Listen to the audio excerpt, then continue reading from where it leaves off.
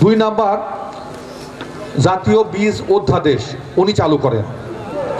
ভালো বীজ মানেই অধিক ফসল, তাই 1977 সালের জুলাই মাসে জিয়াউর রহমান বীজ অধ্যাদেশ প্রণয়নের মাধ্যমে মানসম্মত বীজ কৃষকের হাতে পৌঁছানোর ব্যবস্থা করেন। ফলে কৃষকের বীজ কিনে প্রতারিত হওয়া থেকে রক্ষা পায়। ব্যক্তি খাতে বীজ শিল্প উন্নয়ন ও বিকাশে মাইল ফলক হিসাবে কাজ করেন। যারা ওই সময় উন্নত মানের বীজ সরকার নিয়ে আসছে এবং ব্যক্তিগত বিভিন্ন প্রতিষ্ঠানকে উনি যারা ওই সময় সুনাম অর্জন করেছে তাদেরকে ব্যাংকের মাধ্যমে ফাইন্যান্স করে অনেক ভালো ভালো বীজ যাতে প্রণয়ন করতে পারে। পাশাপাশি আপনারা অবগত আছেন অথবা যারা মুরব্বী তারা হয়তো বলতে পারবেন, ইরি ধান কিন্তু ওনার আমলে চালু হয়েছে এবং এইভাবে উনি বিভিন্ন সময়ে বিভিন্ন উদ্ভাবনী বীজ উনি চালু করেছেন। 3 নাম্বার হলো কৃষি সংস্কার কর্মসূচি। কৃষি উন্নয়ন ও আধুনিকায়নের জন্য কৃষি প্রযুক্তি ও যন্ত্রপাতির কৃষকের সম্পৃক্ত করার কোনো বিকল্প নেই। তাই আধুনিক পাওয়ার টিলার, ট্রাকের সেচ যন্ত্র এবং হারভেস্টের স্বল্পমূল্যে কৃষকের মাঝে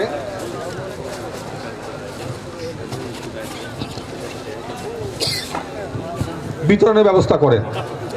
ফলশ্রুতিতে মাত্র কয়েক বছরের মধ্যেই ধান উৎপাদন 11.11 বিলিয়ন টন থেকে 13.36 বিলিয়ন টনে উন্নীত হয়। খাদ্য নিরাপত্তা নিশ্চিত করো। দেশের দরিদ্র জনগোষ্ঠীর খাদ্য নিশ্চিত করার জন্য খাদ্যের আপৎকালীন মজুদ গড়ে তুলতে জিয়াউর রহমান নতুন খাদ্য গুদাম তৈরির উদ্যোগ গ্রহণ করেন। অর্থাৎ স্বাধীনতার পরে নতুন দেশ, স্বাধীনতার ৭৭ আগ পর্যন্ত বাকি সময় কিভাবে কেটেছে আপনারা জানেন। সেটা লুটপাট, গত 15 বছর যেমন লুটপাট হয়েছে ওই বছরও ওই একই লুটপাট হয়েছে। তো সুতরাং তখন কোনো গোডাউনের ব্যবস্থা ছিল না, তখন কোনো ভালো কোনো উদ্যোগ ছিল না, শুধু ছিল লুটপাট। যখন শহীদ প্রেসিডেন্ট জিয়াউর রহমান ক্ষমতা গ্রহণ করেন তখন উনি এই দেশের জনগণের সাধারণ জনগণের কথা ভেবে উনি প্রথম চিন্তা করলেন যে যদি আমি খাদ্য গুদাম তৈরি করতে না পারি, খাদ্য সংরক্ষণ করতে না পারি, আমার জনগণ খাবে কি, বাঁচবে কিভাবে। উনি তার প্রেক্ষিতেই উনি প্রথম কিন্তু গুদাম তৈরি করার সারা বাংলাদেশে জেলা পর্যায়ে প্রথম গুদাম তৈরির জন্য উনি উদ্যোগ গ্রহণ করেন।